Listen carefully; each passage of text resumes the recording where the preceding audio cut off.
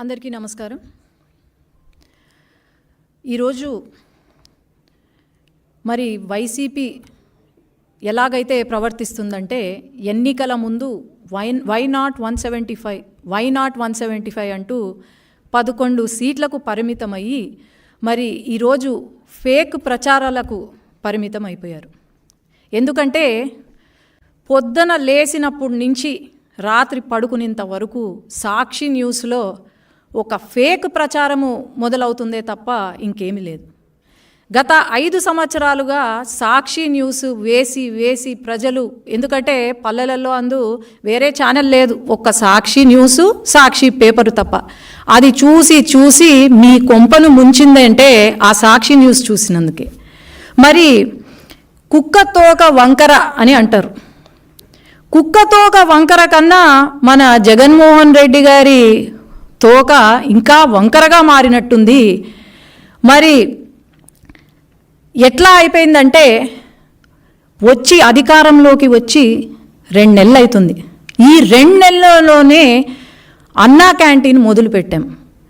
పేదవాడికి ఒక అన్నం పెట్టే అన్నా క్యాంటీన్ని కూడా వీళ్ళు కామెంట్లు చేస్తూ, శుభ్రత గురించి కామెంట్లు చేస్తూ, మరి 5 సంవత్సరాల నుండి వీళ్ళు ఏమైనా మంచి చేశారా అంటే లేదు, ఇప్పుడు మంచి చేస్తున్నారు అంటే వీళ్ళు అడ్డుపడుతున్నారు. అలాగే టీటీడీ ఏదైతే ఉందో అది తెలంగాణ వాళ్ళకి ఇచ్చేసామని చెప్పి, తిరుపతి తెలంగాణ వాళ్ళకి ఇచ్చేసామని చెప్పి, లేదంటే ఇలా అమ్మకు వందనం కార్యక్రమము ఏదైతే ఉందో ఇంకా మనం రివ్యూకి కూడా రాలేదు, రివ్యూ చేస్తున్నాము. ఇప్పుడు మీటింగ్ అందుకే జరుగుతుంది. అప్పుడే సాక్షి న్యూస్లో మరి భారతిరెడ్డి గారు ఉన్నారు. భారతిరెడ్డి గారు సాక్షి ఏమంటారు, సత్యమేవ జయతే అని రాసుకున్నారు సాక్షి న్యూస్లో. సత్యమేవ జయతే కాదు భారతిరెడ్డి గారు, అసత్యమేవ జయతే అని మీరు క్యాప్షన్ మార్చుకుంటే బాగుంటుంది. ఈరోజు సాక్షి న్యూస్ ఓపెన్ చేస్తే మనకు కనిపించేది క్యాబినెట్ మీటింగ్ ఏదైతే ఉందో టీడీపీ ఆల్రెడీ ఇది చూడండి, 16వ తేదీ ప్రతి ఒక్కరికి ఈ నోటీస్ సర్క్యులేట్ అయింది. 28వ తేదీన మనకు క్యాబినెట్ మీటింగ్ ఉంటుంది అని చెప్పి, మరి ఈరోజు ఎందుకు సాక్షిలో ఎటువంటి ఇది లేకుండా లేదు, క్యాబినెట్ మీటింగ్ కావాలనే పోస్ట్పోన్ చేశారు అని లోకేష్ అన్న పైన దుష్ప్రచారాలు చేస్తున్నారంటే వీళ్లకు ఫాల్స్ ప్రచారము తప్ప ఏమీ లేదు. జగన్మోహన్ రెడ్డి గారు ఈ 5 సంవత్సరాలు చేసింది బాగానే చేశారు అని అనుకుంటున్నట్టున్నారు. మరి ఇప్పుడు ఎంతసేపు ఫేక్ ప్రచారము తప్ప, పార్ట్ టైం పొలిటీషియన్గా మారిపోయారు తప్ప ఇంకేం లేదు. కాబట్టి ప్రతి ఒక్కరికి తెలుసు, ప్రజలకు ప్రతి ఒక్కరికి తెలుసు, ఈ 5 సంవత్సరాల కాలం మీరు ఎలా పాలన చేశారు అనేది తెలుసు. ఈ 5 సంవత్సరాల్లో ఎంతమందికి ఉద్యోగాలు ఇచ్చారు, లేకపోతే ఎంతమందిని ఆదుకున్నారో తెలుసు. కాబట్టి అనవసరంగా దుష్ప్రచారాలు చేసి మళ్ళీ 11 సీట్లకు కూడా కాకుండా, పార్టీయే లేకుండా, పుట్టగతులు లేకుండా అయితే మీరు చేసుకోవద్దండి అని నా మనవి.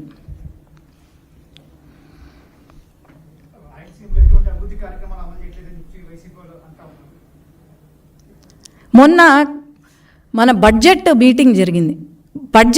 బడ్జెట్ సమావేశంలో బడ్జెట్ మొత్తము రాయలసీమ గురించే ఉంది. కేంద్రము నిధులు రాయలసీమకు ఇచ్చారు.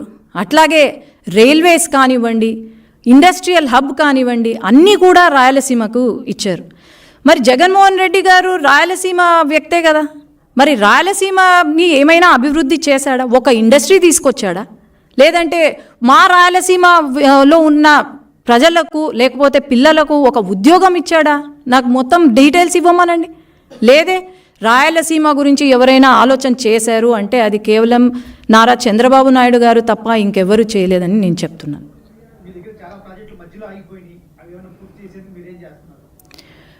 చాలా ప్రాజెక్టులు మధ్యలో ఆగిపోయాయి అంటే అది కేవలం వైసీపీ ప్రభుత్వం వల్లనే, జగన్మోహన్ రెడ్డి గారికి తెలివి లేక ఆగిపోయినాయి తప్ప వేరే లేదు. ఖచ్చితంగా ఈ ప్రాజెక్టులన్నీ తెలుగుదేశం పార్టీ హయాంలో మొదలు పెట్టాము. ఖచ్చితంగా చంద్రబాబు నాయుడు గారు ఢిల్లీకి వచ్చినప్పుడు కూడా ఈ ప్రాజెక్టులు పూర్తి చేయాలి, వెంటనే పూర్తి చేయాలని ఫస్ట్ ప్రిఫరెన్స్ ఇచ్చింది చంద్రబాబు నాయుడు గారి. ఖచ్చితంగా ఈ 5 సంవత్సరాలలో ప్రతి ప్రాజెక్ట్ పూర్తవుతుంది.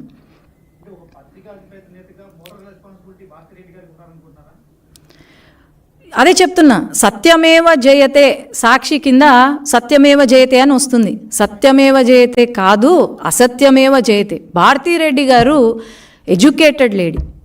ఒక రియల్ న్యూస్, న్యాయంగా ఒక న్యూస్ని చూపియాలి. కానీ ఎంతసేపు తెలుగుదేశం పార్టీ కార్యకర్తలపైన, నాయకులపైన, లోకేష్ అన్న పైన, వీళ్ళపైనే చెప్తున్నారు. కానీ ప్రజలు ఎవ్వరూ నమ్మడానికైతే సిద్ధంగా లేరు. ఈ సాక్షి న్యూస్ చూసే వాళ్ళ కొంప మునిగింది. అది వాళ్ళు అర్థం చేసుకోవాలి.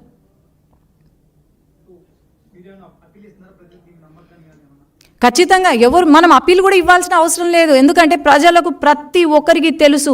వై నాట్ 175 అని చెప్పి ఈరోజు కేవలం 11 సీట్లకు పరిమితం అయినారు అంటే దాని అర్థం ఏంటి?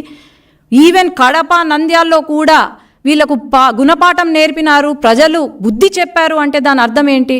ఖచ్చితంగా ప్రజలైతే వీళ్ళ వైపు చూడరు. వీళ్ళు చెప్పిన ప్రచారాలు కానీ, వీళ్ళు చెప్పిన మాటలు కానీ వినే పరిస్థితుల్లో లేరు అని అయితే నేను చెప్పగలుగుతాను. అంతే, ఆయన చేసేది ఏం లేదు. గత 5 సంవత్సరాలుగా పార్ట్ టైం పొలిటీషియన్గానే ఉన్నాడు. ఇప్పుడు కూడా పార్ట్ టైం పొలిటీషియన్. కానీ ఏమంటే ఇప్పుడు కొత్తగా ఫుల్ టైమ్గా ప్రచారం, ఫేక్ ప్రచారం మొదలుపెట్టాడు. అంతే తప్ప ఇంకేం లేదు. నంద్యాల్లో మొన్న వైసీపీ వాళ్ళు హత్య చేసి మర్డర్లు చేసుకుంటే, లేదు ఇది టీడీపీ వాళ్ళే చేశారని చెప్పి ప్రెస్ మీట్ పెడతారు. ఎప్పుడైనా వచ్చారా? ఈ గత 5 సంవత్సరాల్లో ఆయన ఎప్పుడైనా వచ్చారా? వచ్చి వాళ్ళ కార్యకర్తలను ఆదుకున్నారా? లేదంటే ఎన్ని కేసులు జరిగాయి, ఎన్ని మర్డర్లు జరిగాయి? వాళ్ళ సొంత పార్టీ నాయకులే మర్డర్లు చేసినారు. మరి వాళ్ళనే పక్కన పెట్టుకొని లా అండ్ ఆర్డర్ గురించి మాట్లాడుతుంటే నవ్వుతారు, జనాలు నవ్వుతున్నారు. అది వాళ్ళకి అర్థం కావట్లేదు.